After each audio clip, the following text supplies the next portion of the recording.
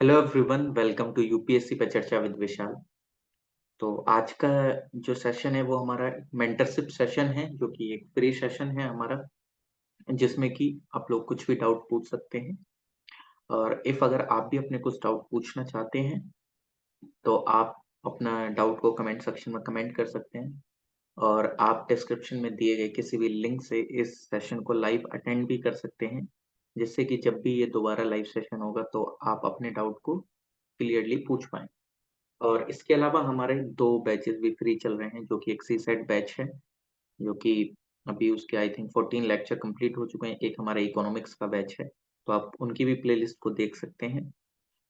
और इफ अगर आपको वो सेशंस भी लाइव अटेंड करने हैं, तो आप रात में 9 बजे सीसेट वाला अटेंड कर सकते हैं और दिन में 11 बजे हमारा इकोनॉमिक्स का चलता है। उसके लिए भी आपको डिस्क्रिप्शन में दिए गए लिंक से आपको जॉइन करना पड़ेगा। आप व्हाट्सएप ग्रुप जॉइन कर लीजिए, आप टेलीग्राम ग्रुप जॉइन कर लीजिए, या आप गूगल फॉर्म भर दीजिए। आप किसी भी एक मीडियम से सीधा-सीधा जॉइन कर सकते हैं। तो चलिए आज का हम मेंटरशिप सेशन में जितने भी स्टूडेंट्स हैं या एस्पिरेंट्स हैं, उनके डाउट देखते हैं कि वो मतलब क्या एक फेस कर रहे हैं प्रॉब्लम, बेसिकली जो भी 2025 और 2026 अटेम्प्ट को देना चाहते हैं। अच्छा, तो सप्तऋषि जी, आप अपना डाउट बता दीजिए।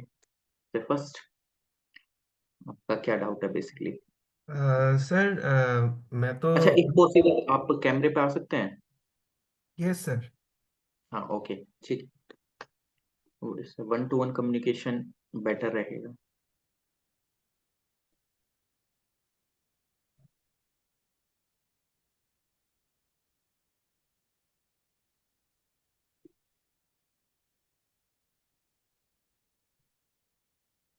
Okay. Hello Saptarishi ji. Good evening sir. हाँ, very good evening. I hope कि आपकी स्टडीज काफी अच्छी चल रही हैं, बट यस सर। कहाँ आप प्रॉब्लम फेस कर रहे हैं प्लीज? सर मेरा ये प्रॉब्लम है कि अभी क्या मतलब is it the right time to start reading the magazines and newspapers as I am from a basic background, just I have started coaching, so is it the okay, right time? Okay. देखो, अच्छा पहले ये बताइए, attempt कब देना है, 2026 और 25? 27 sir target है सर। ओके, 27 टारगेट है ना। यस। बेसिकली देखो, अभी क्या होता है, इफ अगर आप ऐसा सोच रहे हैं कि मैं मैगजीन वगैरह या जो करंट अफेयर्स था, हिंदू न्यूज़पेपर या इंडियन एक्सप्रेस जो भी है, वो मैं लास्ट में जाके कर लूंगा। तो लास्ट में क्या होता है ना, एक बार जिस टाइम पे मान लीजिए कि इस सिलेबस को कंप्लीट होने में ही विद रिवीजन, जो कि हम एक अच्छी तरीके से रिवीजन करते हैं, उसमें लगभग एटलीस्ट 1.5 ईयर लग जाता है। ठीक, मान लेते हैं कि आपका जो एक सिलेबस है बहुत अच्छी तरीके से रिवीजन करके वो कंप्लीट हो जाता है 2026 तक, यस। 26 के मिड तक मान लेते हैं। ठीक, उस यस। टाइम क्योंकि उतना ही टाइम चाहिए, क्योंकि ऑप्शनल भी चाहिए आपको, ऑप्शनल का फिर रिवीजन करना, ये सारी चीजें करना, टेस्ट सीरीज वगैरह देना। लेकिन इसके बीच जो आपका करंट अफेयर है, क्योंकि जिस टाइम से हम तैयारी करना स्टार्ट करते हैं, तो जब हम लास्ट में पहुंचते हैं ना, जिस टाइम पे हमें अटेम्प्ट देना हो, तो हमारे दिमाग में एक ही चीज चलती रहती है कि यार मेरे को उस टाइम से करंट अफेयर्स को रिवाइज करना पड़ेगा। मैं वो करंट अफेयर भी पढ़ लेता हूँ, ये भी कर लेता हूँ, फिर आपके पास लिस्ट बन जाएगी।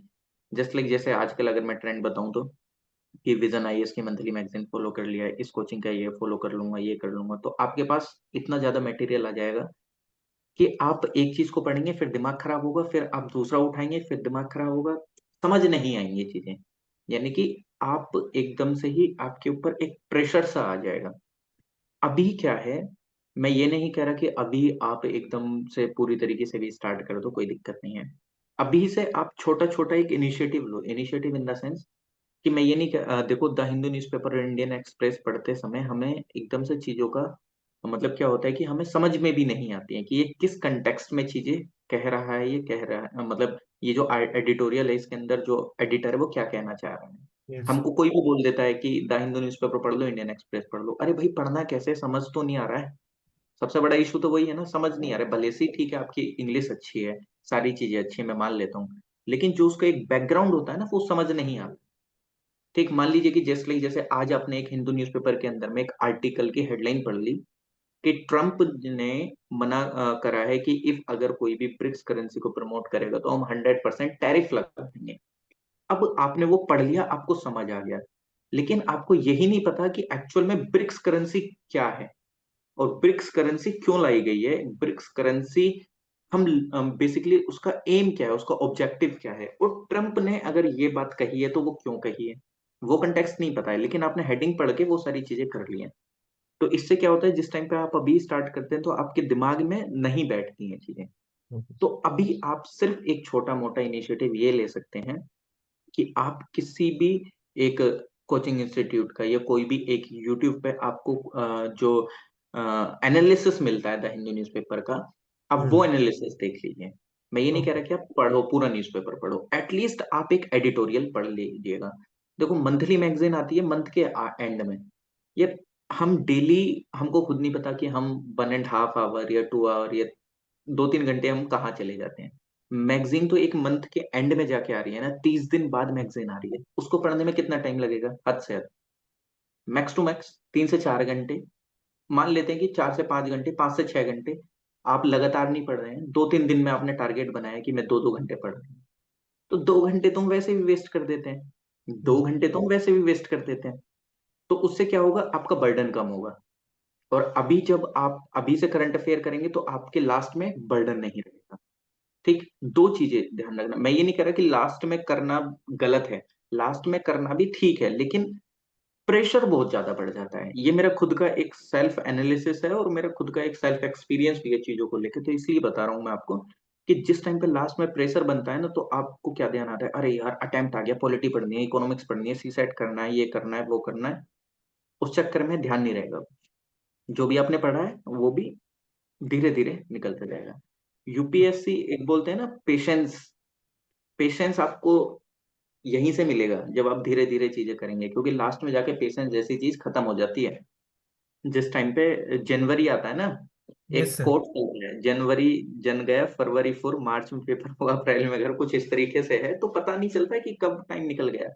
आपको लगेगा ऐसा कि अरे अभी तो 2027 का अटेम्प्ट है, अभी टाइम है, कर लेंगे, लेकिन बर्डन बहुत ज्यादा बढ़ जाएगा। तो दो चीज करनी है, आप अभी एनालिसिस देख लीजिए कुल मिला के। Sir, I ठीक। have a doubt regarding. Hello, sir. Okay. हाँ हाँ, हेलो, बताइए please. Sir, actually, I'm completing the syllabus, but lack of revision. I'm getting fear to give a 2025 attempt in 2025 actually. So means okay if okay I read once, yeah, sir. Okay. You have fear कि आपको 2020-25 का attempt देना चाहिए कि नहीं देना चाहिए। Yes, sir. Actually, it's been 2 years actually from my home. Like my brother, he is very okay. forceful to forcing to give this attempt actually. If you like you where you are, you have to know na, so you have to give this attempt, he's saying, देखिए, but basically I'm if अगर fear. आपका, हाँ नहीं नहीं, okay, no issue. If अगर आपको fear हो रहा है, इसका मतलब ये है कि आपने अच्छे से पढ़ाई करी है, क्योंकि जो फियर आता है वो उसी को आता है Yeah, जिसने अच्छे से पढ़ा हो। इफ अगर आपने काफी अच्छी तरीके से अपने सिलेबस को कंप्लीट करा है, आपने बोला कि 2 से 3 साल आपने पढ़ा है इसको, और अभी आपको लग रहा है कि लैक ऑफ रिवीजन है, तो अभी आपके पास टाइम है चीजों को करने का। जस्ट लाइक जैसे अभी दिसंबर स्टार्ट हुआ है, जनवरी फेब मार्च अच्छे से रिवीजन करिए। ये नहीं कि पूरा पूरा रिवीजन, आप सेलेक्टेड चीजों को करिए। जस्ट लाइक जैसे आप पीवाईक्यू को एनालिसिस अच्छे से करिए, एनालिसिस करके ये देखिए कि पॉलिटी में किस टॉपिक से ज्यादा क्वेश्चंस आ रहे हैं। मान लीजिए कि फंडामेंटल राइट से क्वेश्चन आ रहे हैं, डीपीएसपी से क्वेश्चन आ रहे हैं, जुडिशरी से क्वेश्चन आ रहे हैं, तो जिस टाइम पे आप पॉलिटी का रिवीजन करेंगे तो आप इन इन टॉपिक्स पे अच्छे से ध्यान देना। एक होता है हार्ड वर्क, एक होता है स्मार्ट वर्क। हार्ड वर्क ये कि आप पूरी की पूरी किताब का रिवीजन कर रहे हैं, वो भी अच्छी बात है, करना है वो भी, बट किस टॉपिक पे सबसे ज्यादा फोकस देना है वो ज्यादा इंपॉर्टेंट है यूपीएससी में खासकर, क्योंकि यूपीएससी इतना अनप्रिडिक्टेबल भी नहीं है कि बिल्कुल भी ना पता चले चीजें। उसके कुछ टॉपिक एकदम लिमिटेड रहते हैं। मॉडर्न हिस्ट्री से वो क्वेश्चन पूछता है, पूछेगा, पॉलिटी से पूछता है, पूछेगा, उसके सिलेक्टेड टॉपिक्स हैं। इफ अगर आपने पूरी बुक पढ़ ली है और आपने उन्हीं टॉपिक्स का ध्यान नहीं दिया है जो टॉपिक से क्वेश्चन आ रहे हैं, तो वो गलती हो जाती है, वो आ जाता है हमारा हार्ड वर्क में।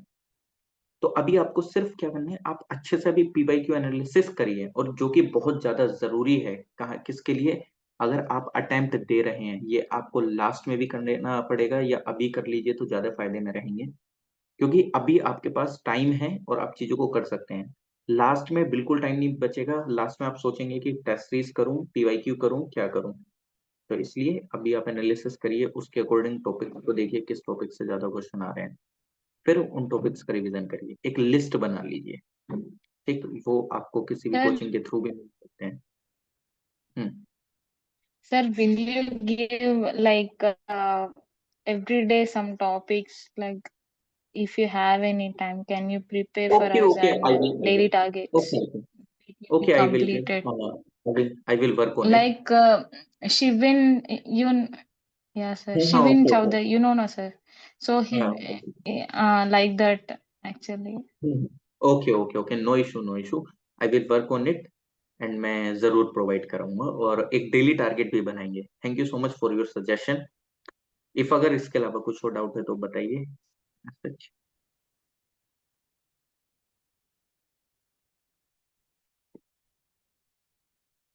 Sir, for geography, we have to start from only NCERTs or a standard.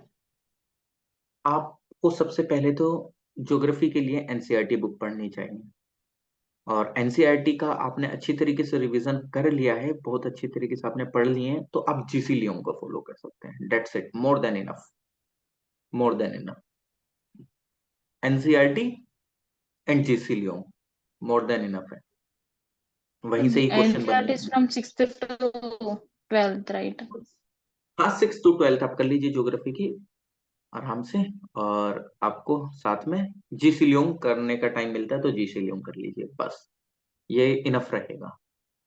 इससे ज्यादा करने की कोई जरूरत नहीं Okay, है, sir. बस रिवाइज करना है चीजों को, बार बार रिवाइज करना है। ज्योग्राफी के Sir, but question I have a problem in the elimination method, sir. I'm very confused. I get the two elimination options, A and B. Yeah, sir. Elimination method में मैं बताऊंगा आपको, उस पे भी एक सेशन रखेंगे कि एलिमिनेशन मेथड को कैसे फॉलो करा जाता है, किस तरीके से एलिमिनेशन मेथड लगता है। वो उसके लिए एक अलग से हम सेशन करेंगे, उसमें सिखाएंगे कि एलिमिनेशन मेथड आप कैसे करेंगे। मैं पीवाईक्यू का एनालिसिस ही करा दूंगा एक बार, सोचता हूँ मैं, टाइम जैसे भी है उसके अकॉर्डिंग, तो उसी में मैं आप लोगों को बता दूंगा कि एलिमिनेशन मेथड किस तरीके से लगेगा, कैसे नहीं। Yeah, sir. ओके, चलिए सच है सर कि मेरा एक क्वेश्चन था कि पॉलिटी में बेयर एक्ट्स को कहाँ से मतलब पढ़ा जा सकता है, क्योंकि लक्ष्मीकांत में भी इतना नहीं दे रखा है वहाँ पे। देखो यार, बेयर एक्ट्स वगैरह इतना पढ़ने का भी वैसे ऐसा इतना जरूरी भी, मतलब इतना भी जरूरी नहीं है, बट हाँ जरूरी भी है। बेयर एक्ट्स अगर आप पढ़ेंगे तो आपको करंट अफेयर्स वाले जो एक्ट है ना, वो आपको मैगजीन्स में भी मिल जाते हैं। और जो यूपीएससी पूछता है वो एक जुडिशरी वाला एग्जाम का तो पेपर है नहीं, है कि नहीं? Yes sir. जुडिशरी वाले में तो वो डिटेल में पूछता है, लेकिन अगर आप पीवाईक्यू देखेंगे यूपीएससी के भी, तो उसमें इतना डीपली नहीं जाता है। और जो आते भी हैं एक्ट्स, वो आपके करंट अफेयर वाले आपको देखने को मिल जाते हैं। तो फोकस ऑन करंट अफेयर्स, तो उसी में आपको मैगजीन्स में पढ़ने को मिलते रहेंगे वो सारी चीजें, समझ रहे हैं? तो ऐसा ओके। कोई इशू नहीं Sir, है। current तो affairs from 1 year or 2 year, 1.5 year. 1.5 year का आप कर लेंगे तो मोर देन इनफ है, नो इशू। 1.5 year का मान लीजिए कि इस साल के Okay, sir. जनवरी, जैन 2024 से मई 2025 तक आराम से, कोई इशू नहीं है। उतना अगर आप कर लेंगे तो एज सच, ठीक है ना? सर पीटी 365 और mains Okay. 365 is necessary for study? नहीं नहीं नहीं नहीं नहीं, ये नेसेसरी नहीं है। देखो एक्चुअल में क्या है कि एक भेड़ चाल वाली चीज हो जाती है ना, कि सब लोग फॉलो कर रहे हैं तो एक कॉन्फिडेंस आता है। मतलब ऐसा नहीं है कि वो बिल्कुल बेकार है, पढ़नी नहीं चाहिए, पढ़नी चाहिए, उससे काफी सारी चीजें आपको पता चल जाती हैं। भले से ही क्वेश्चन उसमें ना आए, एकदम डायरेक्टली कभी क्वेश्चन नहीं आता है, लेकिन आपको चीजें पता चलती हैं तो आप एलिमिनेशन कर पाते हैं। अब क्या होता है कि जस्ट लाइक जैसे पीटी 365 जो है वो सब लोग पढ़ते हैं।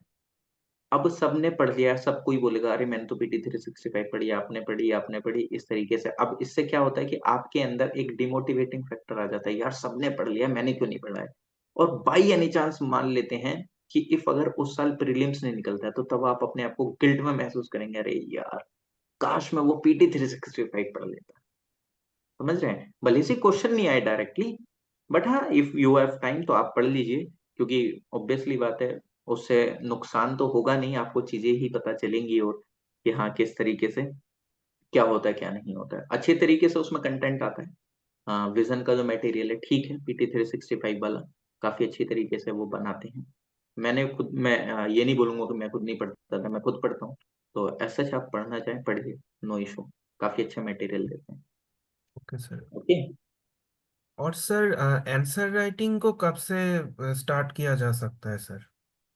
देखो, एक होता है कि कुछ लोग ये सोचते हैं कि मैं सिलेबस कंप्लीट कर लूं तो मैं कर लेता हूँ। कुछ लोग होते हैं कि जब एग्जाम आएगा प्रीलिम्स के बाद कर लेंगे। लेकिन देखो, आंसर राइटिंग एक ऐसी चीज है जो कि एकदम से नहीं आती है, उसके लिए आपको धीरे धीरे वर्क करना पड़ता है। अब उसके लिए आपको क्या करना पड़ेगा, आंसर राइटिंग में कई बार ये होता है कि आपके पास मटेरियल भी होता है बट आप नहीं लिख पाते। मैं बोल रहा हूँ कि इफ अगर आपने फंडामेंटल राइट भी अच्छी तरीके से पढ़ लिया है ना, और मैं आपको उस पर कोई एक मेंस का क्वेश्चन दे दूं तो नहीं लिख पाते हैं। इसका मतलब ये नहीं कि आपने पढ़ा नहीं, आपने पढ़ा है, हम्म। बट आपके पास एक स्ट्रक्चर नहीं है कि कैसे लिखा जाता है। तो उस स्ट्रक्चर को करने के लिए आपको अभी से थोड़ा थोड़ा स्टार्ट कर देना चाहिए। कि जस्ट लाइक जैसे आप दो चीज फॉलो कर सकते हैं। मान लीजिए कि आज आपने पूरे दिन में कोई भी एक अच्छा टॉपिक पढ़ा, शाम को आधा घंटा बैठिए, उसको अपने शब्दों में लिखने की कोशिश करिए। अब उससे क्या होगा, एक तो सबसे पहली बात आपका रिवीजन हो जाएगा उस टॉपिक का अच्छे से। दूसरी बात कि आप सोचेंगे, thinking So you're thinking saying होगा active recall. Sorry. You're saying active recall, right? हाँ, हाँ, तो बेसिकली उसमें क्या होता है कि जिस टाइम पे आप उसको सोचेंगे तो आपकी थिंकिंग कैपेबिलिटी बढ़ेगी कि आपने क्या उस टॉपिक के बारे में पढ़ा। फिर उस टॉपिक की समरी बनाने के बाद आप उसको पॉइंट फॉर्म में लिख लीजिए। स्टार्टिंग में डायरेक्टली पीवाईक्यू लेके मत बैठिए, कोई क्वेश्चन लेके मत बैठिए, क्योंकि आप डिमोटिवेट हो जाएंगे, क्योंकि आपको समझ ही नहीं आएगा लिखना क्या है इसके अंदर में। तो आप ये एक्टिविटी फॉलो करेंगे ना, धीरे धीरे जैसे ही एक महीना होगा तो आप सबसे पहले मेंस के लिए थिंकिंग डेवलपमेंट, आपको सोचना आना चाहिए। तो यस। सोचने की हैबिट डेवलप हो जाएगी। फिर उसके बाद आप धीरे धीरे टॉपर्स की कॉपीज को एनालिसिस करिए, फिर उसके बाद आप पीवाईक्यू को एनालिसिस कर लीजिए। फिर एक टाइम ऐसा आ जाएगा कि आप लिखना चालू कर देंगे। लेकिन अगर आप सोचते हैं कि आप कोई भी आंसर लेके बैठ जाएं और आप सीधा एकदम अच्छी तरीके से लिख देंगे, देन मैं 99% गारंटी के साथ बोल सकता हूँ कि ऐसा नहीं हो सकता है, क्योंकि उसके लिए एक थिंकिंग प्रोसेस आना चाहिए। आप किसी भी क्वेश्चन को लिखेंगे तो आप डिमोटिवेट हो जाएंगे स्टार्टिंग में, तो आप पहले ये छोटी छोटी एक्टिविटीज को फॉलो करिए, उसके बाद आप अच्छी तरीके से चीजों को कर पाएंगे। ओके। ओके। Okay sir. चलिए, ठीक है। आई होप कि आप लोगों के डाउट तो मैंने रिजॉल्व कर दिए हैं। माधुरी जी, आपको और कुछ डाउट है? बाकी और बाकी कल सेशन में भी देख देख लेंगे अगर आएंगे तो। No, sir. अभी तो नहीं है। Okay okay okay okay. चलिए, आई होप कि आप लोगों के डाउट मैंने अच्छी तरीके से रिजॉल्व करे हैं। तो मिलते हैं फिर आप लोगों से सेशन में सीसेट वाले 9 बजे, ठीक है ना? Yes sir. आज हम न्यू चैप्टर स्टार्ट करेंगे, परसेंटेज हमारा फिनिश हो गया है। चलिए ठीक है, बाय।